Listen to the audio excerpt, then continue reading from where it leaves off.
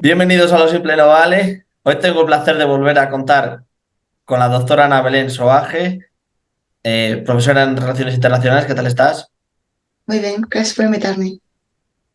También tengo el placer de volver a contar con Laura Colomé, analista del mundo árabe y terrorismo yihadista. ¿Qué tal estás? Hola, buenas tardes, un placer. Y bueno, y con Nacho Montes de Oca, que es periodista y escritor y está en todos mis vídeos de análisis de geopolítica.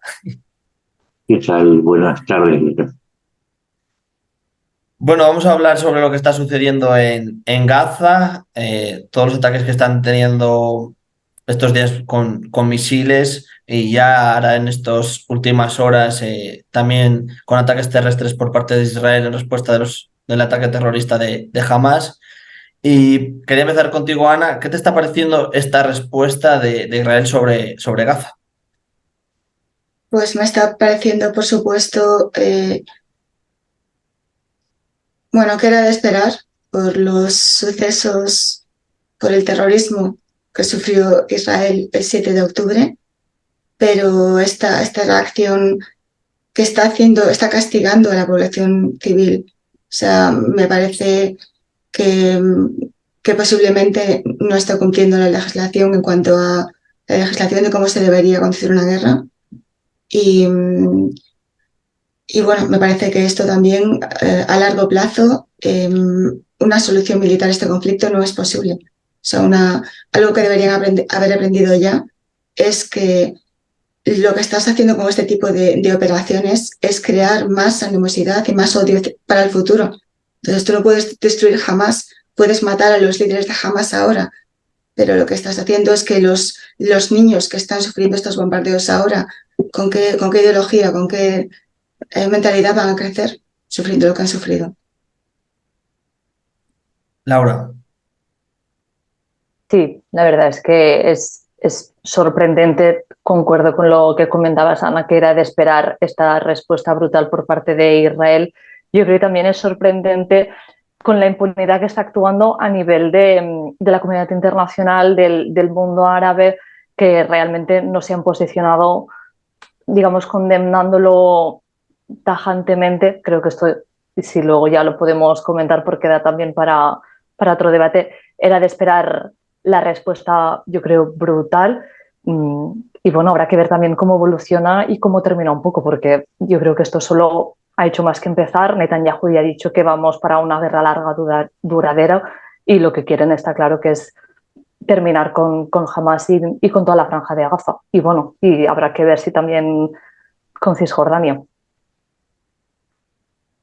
Sí, Israel lo que, más allá del bombardeo que fue una instancia previa, estamos a 30, pasaron 23 días desde el ataque de Hamas, se ha dedicado a hay dos operaciones simultáneas, la militar, que es el bombardeo, que es tratar de identificar los lugares en donde están las posiciones y los líderes de Hamas para descabezar a la organización, esta organización terrorista, y al mismo tiempo intentar mover la población hacia el sur. Y acá entramos en una cuestión que origina muchos debates, y es que si bien Israel le pide a los gazatíes que se muevan al sur, indicándoles que la zona norte va a ser el epicentro de los combates, también es cierto que las autoridades de Hamas, que son las autoridades políticas, que es el gobierno de Hamas de Gaza, han pedido que permanezcan en sus hogares. Entonces, lo que se está dando es una situación en la que los gazatíes quedaron en el medio, y eso ayuda a incrementar en mucho las bajas civiles. Eh, Después podemos discutir lo que sucede, pero este marco es real. Uno accede a los comunicados tanto de Israel como a la recepción de la información en Gaza, y las imágenes satelitales que mostraban, por ejemplo, los bloqueos que hacía Hamas sobre las rutas, en especial la costera, que era la única que había quedado indemne después de los ataques, para que los gazatíes no se muevan al sur. Entonces, claro, esta disputa, este usar a los civiles como parte de la disputa política hace que suceda lo que decía Ana, que es que crece el resentimiento y hace que se cree una bola de violencia en la cual, por supuesto, las víctimas son una cantera para para reclutar nuevos miembros, a la vez que Israel no encuentra la solución no resuelve la ecuación de cómo avanzar y cómo atacar a Hamas sin afectar a los civiles. Y esta es la tragedia que viene sucediendo en la región desde hace ya muchos años, donde los límites entre lo que se pretende y lo que realmente se hace son muy lábiles, porque al final uno nunca sabe cuál es el objetivo final de cada uno de los bandos y si en el fondo de lo que estamos hablando es del uso de los civiles como parte de la campaña militar. Ana Laura, ¿querés decir algo al respecto? Bueno, yo quiero señalar que no es que jamás, o sea, jamás sí está pidiendo a la gente que se quede en sus hogares. Muchos palestinos se están quedando en sus hogares porque esto les recuerda a 1948, a la Nakba, cuando se fueron pensando que podrían volver y no pudieron volver. Entonces, temen una repetición de esto. Y también en cuanto a la división entre Hamas y los civiles, Hamas es una parte integrante de la sociedad palestina. O sea, habrá que los apoyen, habrá que no los apoyen, pero cuando estamos hablando de, o sea, los miembros de Hamas tienen familias, tienen, pues eso, representan esta ideología que prospera, porque en estas circunstancias, pues es muy fácil, circunstancias de desesperación, circunstancias de falta de expectativas de que la cosa mejore, pues es muy fácil que las narrativas milenaristas, las narrativas pues de ir a por todas, pues tengan más éxito. Entonces yo creo que esta división es un poco falsa y un poco creada por Israel. Y aparte que Israel le dijo a los civiles moverse hacia el sur, mientras tanto algunos de esos civiles pues fueron bombardeados por el camino y en el sur ¿dónde van a meterse? Si están atacando los depósitos de la ONU para tener comida, o sea, no tienen medios. Está la gente pues en la calle pasando frío, pasando hambre. Entonces, no sé, creo que tenemos que tener cuidado con no ver las cosas como nos las están mostrando pues la propaganda israelí.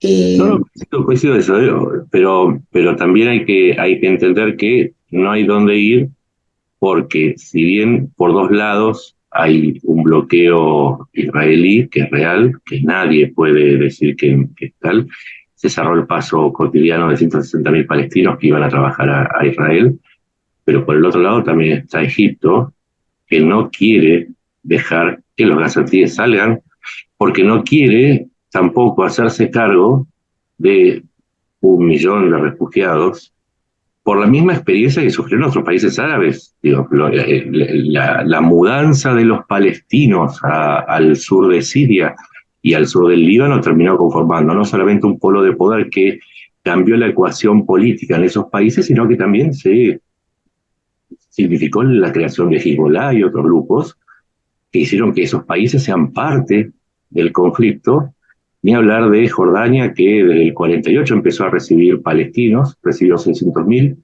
y terminó expulsando a casi 1 millón. Entonces, claro, ¿a dónde van los palestinos? A Israel. Después del ataque, sería insensato pensar que Israel va a sumar a su 1.2 millones de palestinos que viven y que son ciudadanos israelíes, otro 1 millón de gazatíes que vienen de la experiencia de una batalla en donde justamente Israel fue la que bombardeó sus casas. Entonces, el único lugar que quedaba era Egipto, porque el otro sitio es el mar. Y entonces, sí, claro, donde se construye una situación regional complicada. Pero ni Egipto quiere ese 1.000.000 y pico de habitantes, porque es que aparte en el Sinaí no hay manera de mantenerlos. Pues ni claro. Egipto quiere eso, ni los gazatíes quieren dejar Gaza, porque es lo que les queda. Entonces, esa es la situación. También añadir que Egipto está ahora mismo en una crisis económica muy importante, no está preparada para mantener a los refugiados, y más la zona del Sinaí, que sigue siendo una zona donde hay mucha insurgencia y movimientos terroristas. Entonces, meter, digamos, a la población palestina en esa zona no es viable Y también en los últimos días se ha filtrado un borrador de un documento donde ya se hablaba de la voluntad de desplazar a toda la población de la Franja de Gaza y expulsarla al norte del Sinaí y provisionalmente hacer un campo de refugiados con tiendas, pero la expulsión de toda la población de la Franja de Gaza a Egipto. Y Egipto ha dicho que no, igual que Jordania, que no están dispuestos a pagar este precio. Sí, además hay otro factor que se le suma a Egipto, que en el 2013 hubo un golpe de Estado. El Sisi, el actual presidente, volteó a Morsi, que era apoyado por la Hermandad Musulmana, un grupo integrista egipcio que propone reemplazar las leyes de la constitución egipcia por la Sharia. Y entonces, si uno tiene en cuenta ese factor, que Egipto tiene miedo al fundamentalismo, digamos, el grupo que está en el poder tiene miedo al fundamentalismo, y la llegada de los palestinos lo revive. Y el dato adicional, que la Hermandad Musulmana fue uno de los patrocinadores de la creación de Hamás, por lo cual existe un vínculo histórico y político que hace que la presencia de los palestinos en Egipto signifique un problema más allá de la cuestión económica, que, tal como decís, es complicada, más aún después de la guerra de Ucrania, donde la crisis con los granos hizo que los costos de alimentar a los, creo que son 90, 100 millones de egipcios, se hiciera cuesta arriba. Entonces, claro, uno dice, ¿por qué no van a Egipto? Y no, tampoco es posible. Es muy, muy complicada de resolver la situación, porque además, desde los acuerdos de Oslo, Gaza es territorio palestino. Entonces, ¿qué hacer con todo esto? Mientras tanto, está Hamás ahí adentro, y hasta que no devuelva a los 229, ahora 228, porque rescató Israel a una de las rehenes. Mientras tanto, también está la cuestión de los rehenes. O sea, hay varios dramas humanitarios superpuestos. Está la de la población civil que sufre los bombardeos, están los civiles, que van desde los 4 meses a los 90 años, que están prisioneros de Hamás, y acá nadie puede resolver la cuestión porque por todos lados chorrea sangre. Sí, pero creo que lo que comentaba Laura de este comunicado que revelaba un plan según el cual querían mover a los gazatíes a Egipto, y esto, o sea, cuando a la semana después del 7 de octubre escuchamos cosas atroces de miembros del gobierno israelí hablando de los palestinos como animales y cosas así, e incluso el presidente israelí Isaac Herzog, que es una persona que normalmente es bastante moderada, dijo que toda la nación era responsable. O sea, que esta retórica de civiles que no son conscientes y tal, que era mentira. Entonces ahora están intentando vendernos esto de que no, que los civiles queremos que se aparten para ir a por Hamás. Son perfectamente conscientes de que Hamás es parte de esa sociedad, que esa sociedad, por lo menos una parte considerable, apoya a Hamás, pues porque es el único grupo que ve que puede hacer algo, pues por cambiar la situación, porque es que vive una situación intolerable. O sea, Antonio Guterres estuvo en Gaza hace un par de años y dijo que aquello era el infierno sobre la tierra. Esto, vamos a ver, entonces pretender que gente como tú y como yo vivan indefinidamente en estas circunstancias y que de vez en cuando esto no pase, que no estalle la situación, no es realista. Sí, evidentemente hay pues se exacerbó los discursos encendidos y prometiendo venganzas, se esparcieron. No se entiende que Hamás es una fracción que controla a los palestinos, que los palestinos eligieron en 2008, pero después no tuvieron más elecciones, y también hay que ver una realidad en Israel, donde no todo Israel es el Likud, donde también hay parlamentarios árabes y palestinos. Entonces, cuando se hace una guerra entre pueblos, es muy difícil avanzar en diálogos. De allí que se produjera el ataque del 7 de octubre y las respuestas que son también parte del mismo esquema. Pero esta lucha entre culturas claramente se derivó de una acumulación de tensiones que nadie, ni en Israel, ni en Gaza, ni la sociedad occidental, ni los países árabes pudieron encontrar un camino, porque si no, no hubiera ocurrido el ataque del 7 de octubre. Yo personalmente creo que no se ha podido encontrar un camino porque no ha habido suficiente presión sobre Israel. Israel tiene el poder militar para decidir no hacer concesiones. Y eso es lo que está pasando. Y está manteniendo esta política de no hacer concesiones, de represión, de colonización esto es lo que está empujando, o sea, así no va a haber una solución nunca. Mientras Israel siga siendo fuerte y no tenga presiones internacionales que la obliguen, como pasó con Oslo. O sea, ahí había un poco de presión porque después de que se liberó Kuwait, pues era un poco feo dejar que la otra invasión que había pasado, que hacer la vista gorda. Entonces se organizó lo de Madrid, que culminó en Oslo, bla, bla, bla. Pero me refiero a que en ese momento había presión sobre Israel porque internacionalmente había una concienciación de que algo tenía que cambiar. Y yo espero que de esto salga algo así, porque sí, es que si no, esto va a escalar y tarde o temprano va a escalar más. Y eso, o sea, un solo Estado intransigente tiene a todo el mundo en vilo. Y eso pasa porque una parte de la sociedad israelí que está representada en el gobierno israelí no quiere dos estados, quiere todo. O sea, tienen una política de colonización de Cisjordania y de Jerusalén Este que la están practicando y no quieren a los palestinos allí. Yo entiendo eso, pero también hay otro actor que no estamos teniendo en cuenta que también debiera sacar las patas del plato, que es Irán, cuyo propósito declaraba la desaparición del Estado de Israel, mismo que está en la Carta Orgánica de Fundación de Hamás. Entonces, claro, si es una lucha a muerte, es muy difícil, pero si solamente se le exige a Israel que actúe o que ceda o que conceda o que negocie, pero al mismo tiempo tenemos a Irán armando a las guerrillas que constantemente también atacan a Israel. Entonces, por eso digo, es un problema muy complejo. A mí no me gusta cargar las tintas sobre ninguno en particular. Digo, en el tablero hay que poner a Israel, hay que poner a Irán, hay que poner a los palestinos. Hay que entender que los palestinos están por un lado con un gobierno teocrático casi que jamás, y por el otro lado la Autoridad Nacional Palestina que tiene tendencias más de izquierda, y Abu Abbas, si bien tiene cierta idea contra Israel, está más dispuesto a negociar, y de allí que la situación sea diferente para resolver los avances que claramente hicieron a partir de la llegada del Likud sobre Cisjordania, que también es otro tema a resolver. Por eso digo, hay que poner a todos los actores sobre el tablero, porque si no, claro, se vuelve una lucha entre culturas y no un problema. Yo es que creo que no podemos no reducirlo a eso. Yo creo que la ideología jamás es popular porque el proceso de Oslo falló.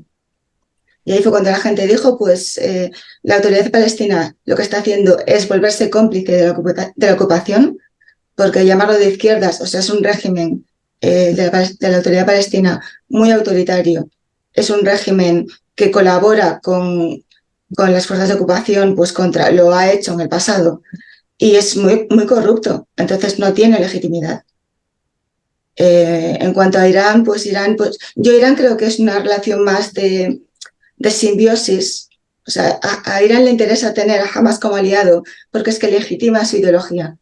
Irán sin la causa palestina no es eje de resistencia ni es nada. Se le viene toda la arquitectura ideológica abajo. Irán se queda sin legitimidad. La poca que tiene, que está basada en mentiras, pues ni eso. Y Hamas no es un títere de Irán. Hamas está actuando, pues en este momento, calculando que tenía que llevar a cabo alguna acción que rompiese el impasse este que estábamos viviendo. Y lo han conseguido. ¿Pero a qué coste? También, no es Laura, sí, disculpad, añadir también que, bueno, Hamas en sus inicios también fue ayudado por Israel porque ya le beneficiaba debilitar un poco a sus rivales de la OLP. Entonces, bueno, había este componente de dividir la población palestina entre Hamas y la OLP que al final no ha funcionado. Y bueno, Irán siempre ha actuado de manera indirecta en todos los conflictos. Nunca lo hemos visto entrando directamente, siempre ha utilizado a sus milicias, sus proxies, lo hemos visto en el Yemen y en este caso no está siendo distinto. Y para mí, otro actor a tener en cuenta que ha condicionado todo el transcurso de la guerra es Estados Unidos. Realmente el apoyo incondicional e inquebrantable que está haciendo a Israel, bueno, es alucinante y ha posicionado, yo creo, a todos los demás a su alrededor y en contraposición a eso, y es algo también a tener en cuenta. Sí, hay un montón de alineamientos, es cierto. totalmente cierto. Estados Unidos ha rodeado la zona con sus bases, tiene en Turquía, en Omán, Qatar, Emiratos Árabes Unidos, en Jordania, y eso es tal cual, ¿sí? Y está dispuesto a darlo todo por Israel por una cuestión simbiótica, que era la palabra que ustedes usaron. Y también hay otras potencias que están ocupando el territorio que tenemos que yo insisto siempre en abrir el juego y mostrar, porque en definitiva ninguno va a tener razón de nosotros, porque lo que podemos tener es puntos de vista, pero tenemos una idea formada y una posición formada, pero siempre insisto en poner los peones bien desplegados sobre el tablero. También hay una ocupación iraní a través de sus proxies, como es de gran parte de Irak. Después de la invasión de Occidente, Irak es un estado fallido y gran parte del sur chiita está controlado por milicias proiraníes.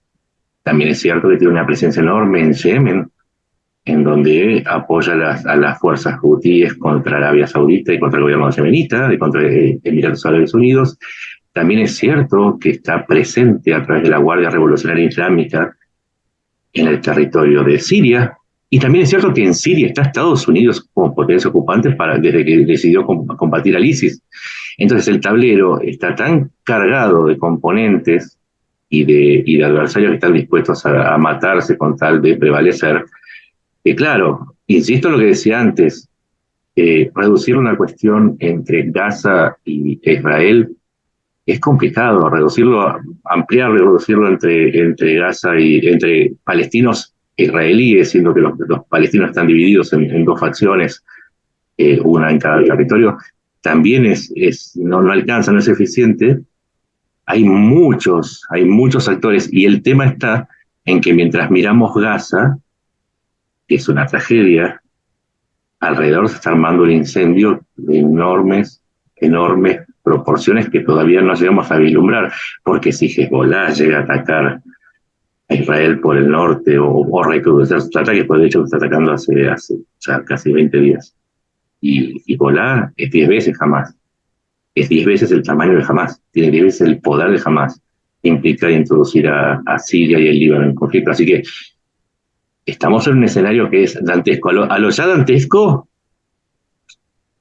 multipliquémosle por 2, 3, 4, 10 veces. Todavía no nos asomamos a lo que podría llegar a suceder.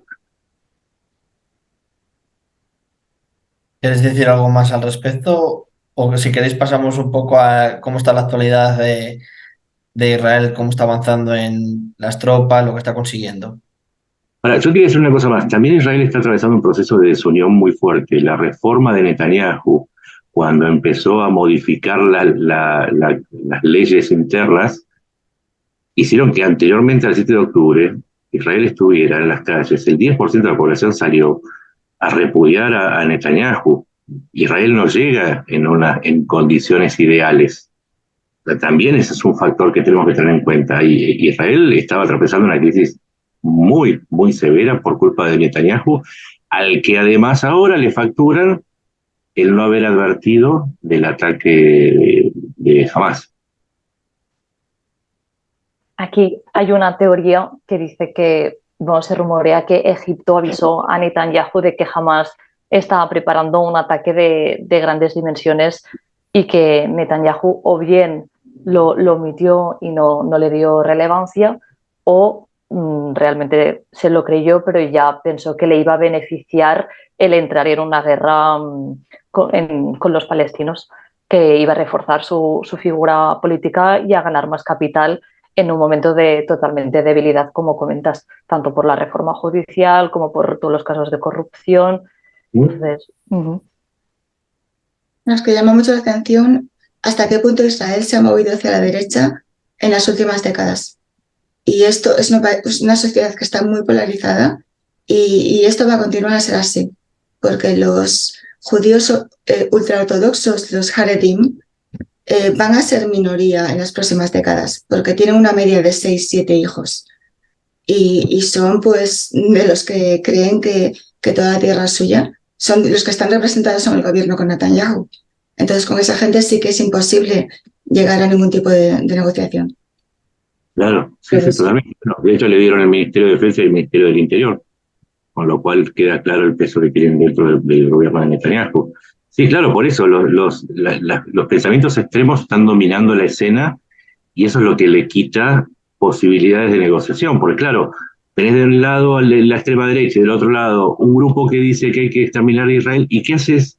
¿Cómo llamás a la conciliación de posiciones en ese, y más aún en un ambiente de una masacre por un lado y otra masacre por el otro? ¿Cómo haces? Es muy complicado, eso es lo que la gente no entiende, que no se trata solamente de llamar a negociaciones, eso está bueno para el Instagram. Lo que hay que hacer es resolver políticamente una serie de nudos gordianos que son extremadamente complicados. O sea, que la gente, tampoco la solución es netamente militar, porque vos podés resolver la cuestión militar, pero después te queda la cuestión política pendiente. Y a veces lo que hace la solución militar es que empeora los factores políticos. Entonces, claro, la gente tiene que entender de qué se trata este conflicto y que no es tan sencillo, porque si fuese sencillo solucionarlo con una explosión, ya se hubiese solucionado. Pero los países siguen, las poblaciones siguen y el problema continúa. Entonces eso es lo que a veces cuesta un poco. Nadie tiene razón porque el problema es tan complicado que si los propios implicados no lo pueden resolver, porque ¿quién quiere vivir mal? Ya, pero con respecto a lo que estabas diciendo de Gaza, que estaba preguntando Alberto también, lo que está pasando y lo que puede pasar. Una ocupación de Gaza no es viable. Israel no tiene ni el número de tropas que serían necesarias, no puede dejar la frontera norte desprotegida y aparte sus reservistas han dejado sus trabajos regulares para estar ahí. Esto no puede mantenerse, no es sostenible económicamente a largo plazo. Y, y bueno, ¿quién se va a hacer cargo de Gaza? Eh, Cuando, no sé, que yo creo que aquí no se ha pensado bien lo que el día después. Yo creo que por eso se ha retrasado la operación, porque bueno, de hecho leí sobre desacuerdos entre Netanyahu y sus generales, que están pues un poco intentando decir que sea cauto, porque es que tenemos que pensar también el día después. Recordad lo que pasó con las guerras tras el 11N, 11S. Entonces, la misma situación puede reproducirse y terminar con algo peor de lo que habíamos empezado. Y comentabas antes de Irán, que es interesante, pero es que lo de Irán era tan predecible, porque toda la oposición a Saddam Hussein estaba refugiada en Irán. O sea, todos estos grupos que luego volvieron a Irak y se hicieron cargo del país venían de Irán. Pues por supuesto que Irán tenía las puertas abiertas de par en par. Y esto es que es imposible, es increíble que no le dieran la suficiente importancia como para intentar, pues no sé, impedirlo. O sea, es esto de empezar a hacer cosas pues porque quieres hacer algo, porque tienes que mostrar que estás haciendo algo, pero sin pensar las implicaciones a largo plazo.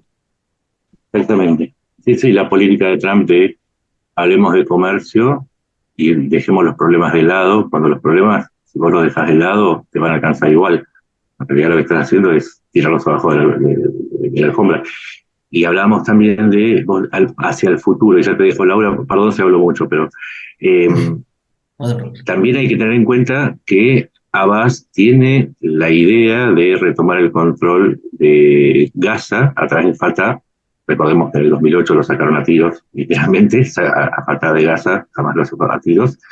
Con lo cual también es una posibilidad de encontrar un camino con Netanyahu y la extrema derecha corriéndose del lugar, permitiendo una salida política que le permita a Abbas volver a Gaza, encontrar un orden diferente. Yo no sé si es mejor o peor, la verdad no lo sé, porque hay, pues como vos decías, Ana, hay autoritarismos en todos lados, pero me parece que la solución pasaría porque una autoridad no religiosa, más secular y con una idea de construcción de un Estado palestino, no de una jihad, pueda hacerse cargo de una situación que, como vos decís, es imposible. Vos estás muchos hombres, mucho tiempo, mucho dinero, pero por sobre todo, cuanto más tiempo se quede, más se instala la idea de Israel está ocupando el territorio palestino, con lo cual aumenta la posibilidad de que en la periferia surjan movimientos que busquen nutrir a la resistencia anti-israelí, con lo cual el conflicto, en lugar de solucionarse, se ampliaría.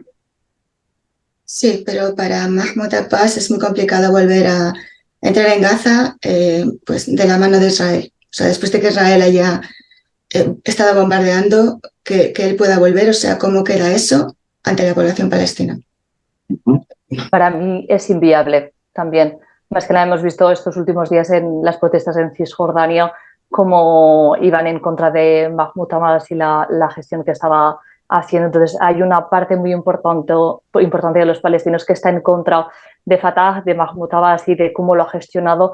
Consideran que no se ha posicionado de manera fuerte condenando los ataques de Israel, y justo hoy ha salido la noticia de que se han congelado los fondos israelíes hacia la autoridad palestina, que aún complica más toda la situación. Entonces yo creo que Mahmoud Abbas tendrá poco que hacer en Gaza. Veremos en Cisjordania cómo evoluciona. Y sí que es cierto que Hamas es un movimiento islamista, pero sí que no es de corte yihadista, ya renunció al Estado Islámico. Lo que le interesa es un Estado de Palestina libre y sin la ocupación de Israel, porque al final es innegable que están expandiendo territorio con los colones, y se iba viendo la escalada de tensión y de violencia que esto iba a estallar de alguna manera. Bueno, ¿Vos crees es que un jamás? movimiento religioso que tiene su propia agenda. O sea, no hay más que comparar Gaza con Cisjordania. Yo no sé si has estado en ambos sitios, pero son, aparte de que hay más pobreza en Gaza, pero socialmente son dos mundos diferentes. Sí, sí, no, claro, por supuesto.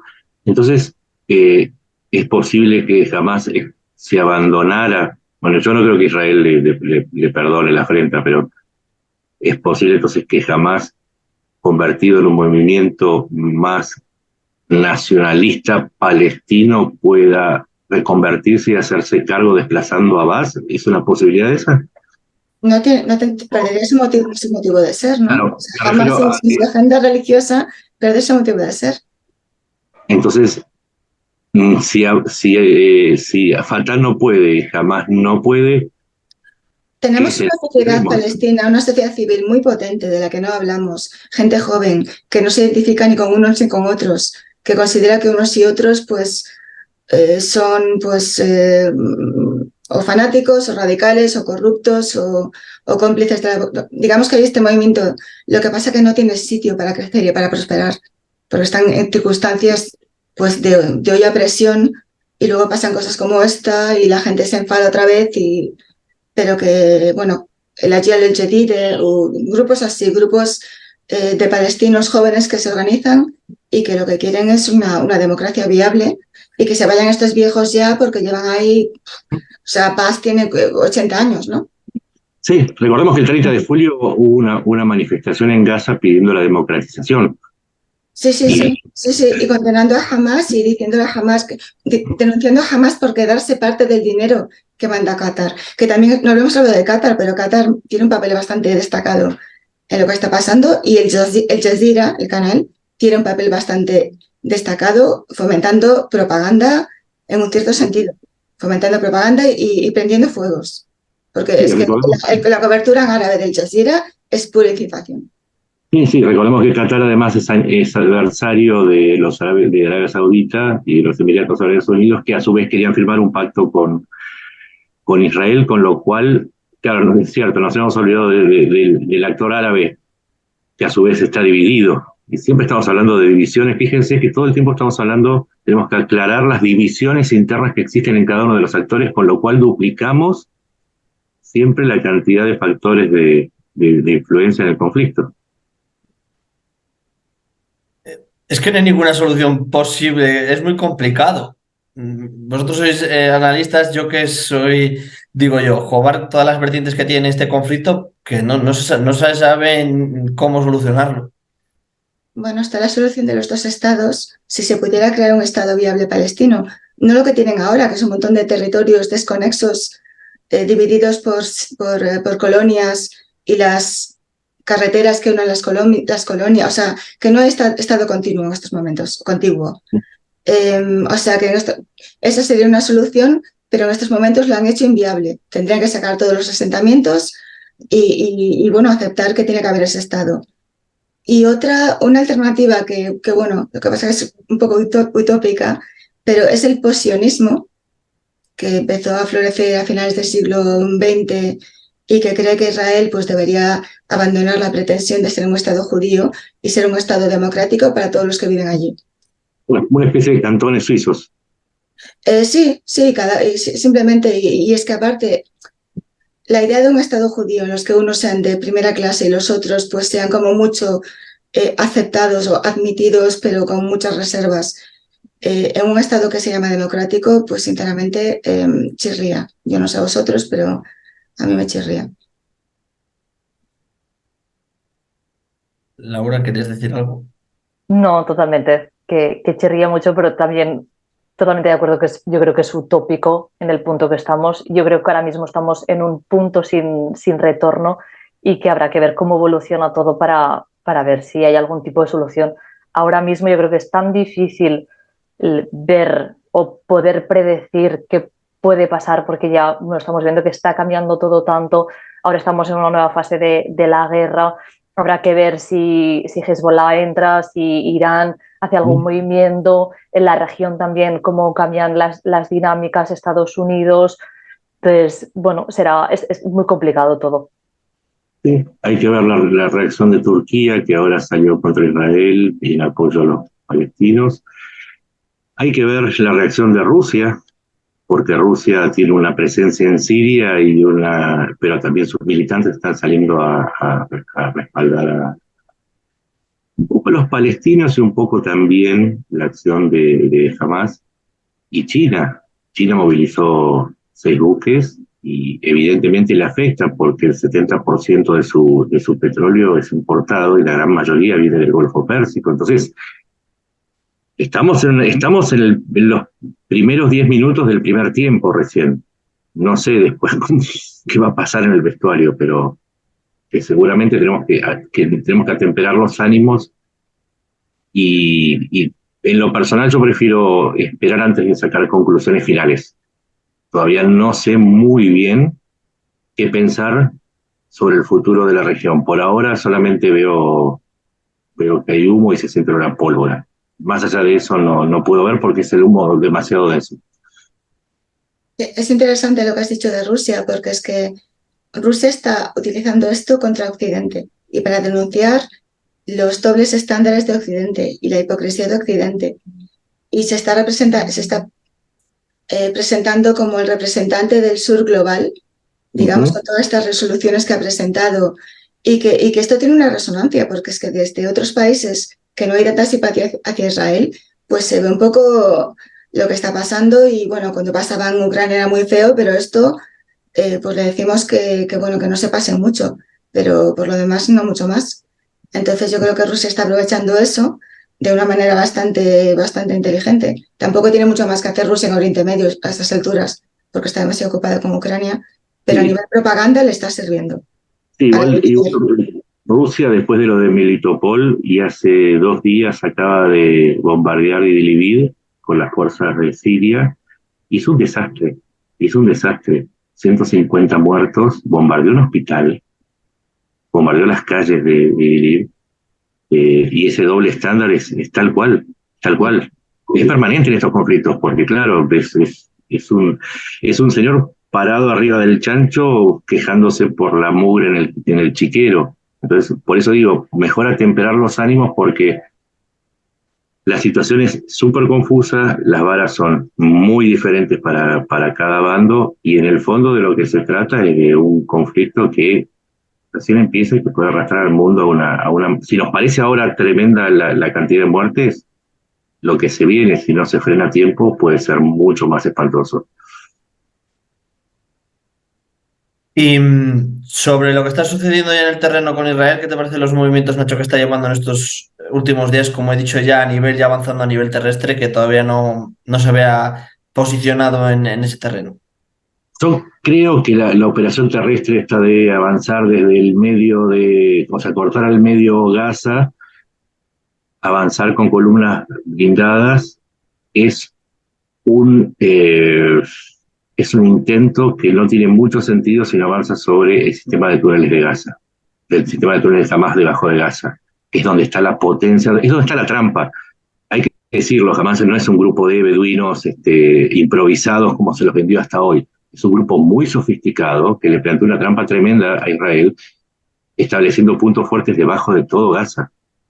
Entonces, el avance sobre tierra, donde están los civiles, va a ser muy complicado, pero no tiene un efecto real a largo plazo, porque mientras jamás pueda sobrevivir 3, 4, 5 meses abajo de la tierra, en 5 meses resurgen 5.000, 10.000 milicianos y todo empieza de vuelta. Entonces, se la veo muy complicada Israel, puede bombardear meses seguidos. Publicó publicaba 30 metros bajo tierra el promedio, hay hasta 70 metros bajo tierra el recorrido de los túneles. Para que se den una idea, 10 pisos los de 30 metros. Imagínense los de 70. Todo eso es tierra y concreto que tenés que perforar para llegar solamente a los túneles. Entonces la campaña aérea no tiene sentido definitorio. Israel tiene que ir por los túneles. Para ir por los túneles tiene que quedarse. Para quedarse tiene que ser potencia ocupante. Para entrar va a sufrir enormes pérdidas. Se corre riesgo los rehenes. Mientras tanto en la superficie de combates están los civiles porque no tienen a dónde ir. Es un escenario muy complicado, muy sangriento, y el avance por tierra lo puedo reportar militarmente, pero desde un análisis un poco menos militarizado, bélico, creo que es solamente una parte ínfima y no incide en el resultado final. ¿Vosotros queréis decir algo al respecto? Yo estoy de acuerdo con Nacho. O sea, ahí va a estar. Yo creo que eso es lo que los generales le están diciendo a Netanyahu, pero esto se está yendo más despacio de lo que se pensaba. Y bueno, a ver qué pasa, a ver qué deciden hacer, porque así no tienen los medios de hacerse con los túneles. Sí, también para dar una imagen de los túneles que comentaba Nacho, no son túneles rudimentarios, es toda una infraestructura donde se desplazan con coches. Entonces, es que claro, que está todo conectado por debajo, no son 4 túneles. Es que decían que que había una cantidad ingente por todo Gaza, por toda la franja de Gaza de túneles donde, como comentaba, con coches los podía recorrer, entonces era muy complicado la maniobra terrestre. Y también se rumorea que Hezbollah ya estaba advertido de esta maniobra de Hamas y que está esperando la incursión terrestre más, digamos, con peso en la franja de Gaza para abrir el frente del norte y poder debilitar el ejército. Entonces, Cifras, si querés, Israel tenía 120.000 tropas, antes del 7 de octubre movilizó 300.000 más, puede destinar, pongámosle, 250.000 soldados, estamos hablando de 250.000 de soldados, es una bestialidad. Hace mucho tiempo que Israel no moviliza tanta gente. Solo para Gaza, pero ahí tiene que dejar un resto para lo que vos decías, Laura, un ataque desde el norte. Y si dijimos que Hezbollah es 10 veces Hamas, ahí tenés otros problemas muy complicados, porque cómo le haces frente con la mitad con el resto que tenés que llamar a otra movilización, y la economía, y la sociedad, y los muertos. Entonces, claro, hay una trampa. Hubo una trampa desde el 7 de octubre que era traer a Israel a un combate a gran escala y provocar una insurgencia un poco mayor y una reacción un poco mayor. Israel esperó, creo que si hubiese reaccionado invadiendo de una, esto ya estaría desatado. Bueno, ahora hay que ver si la política le gana a los militares o es a la inversa. En cualquier caso, la diferencia está en la cantidad de muertos civiles, porque el soldado está acepta su destino, es la lucha. Pero los civiles palestinos israelíes no tienen por qué morirse más, porque hay un grupo de tarados que por lo que sea no se logran poner de acuerdo hace tantas décadas. Otra posible, sí, Sí. que quería añadir que otra posible fuerza de moderación se especulaba es Biden, que realmente lo que está es haciendo, pues, eso, mostrándose muy del lado de Israel, pero al mismo tiempo está urgiendo prudencia.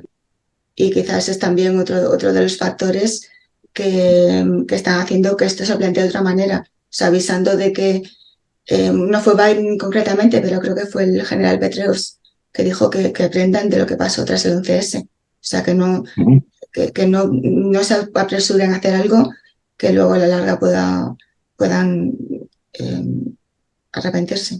Y se estancaron en Afganistán, se estancaron en Irak. ¿Y cuál fue el resultado? Terminaron retirándose, bombardearon las cuevas de Tora Bora para sacarlo a Bin Laden y a los talibanes, y no tuvo efecto.